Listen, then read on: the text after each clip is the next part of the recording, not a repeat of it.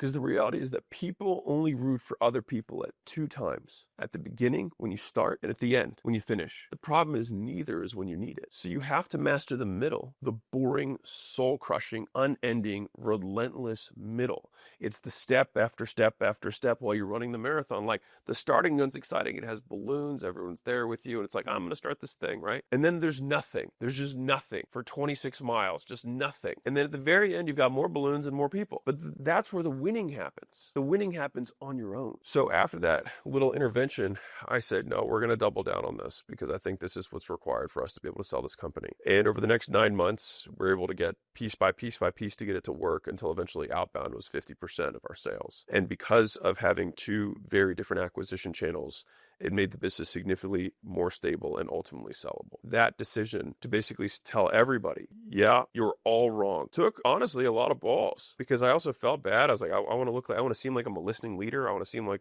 I'm taking everyone's, ideas into consideration. And when every single person who's in leadership in the business is like, you need to stop doing this, you need to keep doing what works, I was like, you're all wrong. I'm going to keep doing this because I know it's the right thing. And so sometimes you have to do that. And this is one of my favorite memes ever. People have that meme that has you see, it's like, yes, you're all wrong. It's like one of my favorite memes. It's like, here's a meme. I probably love this meme. It's probably my single favorite. It's not really even a meme, I guess. I mean, I just think it's a visual. But like, I think about this one a lot, is that sometimes you just have to be that guy and be like, yeah, you're all wrong. Number 8, hold yourself to a higher standard. Now, this is different from raising your standards in terms of what you believe is possible.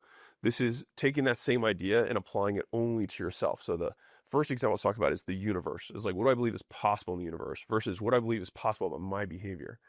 And I think the world has gotten incredibly soft, especially in the West. And so self-love, if there is such a thing, isn't a wine and spa day. It's holding yourself to a higher standard than anyone else does. I think self-love is doing whatever you can to bridge the gap between who you currently are and who you believe you can become. And so the voice inside of your head that's never satisfied with your achievements isn't your insecurity. It's the part of you that knows that you can do more. So don't listen to people who are like, ignore that little voice. It's like, no, that little voice is knocking on your head being like, dude, you can do better than this. Like, we don't have to accept this reality. Like, we can be more. And so if you think about how humans learn things, right? The primary way of learning is through modeling. We see other people do things, right? And then we do them, right? We actually get feedback from doing it ourselves. And so if you want within an organization to inspire everyone else to go to a higher standard, then you have to hold it yourself.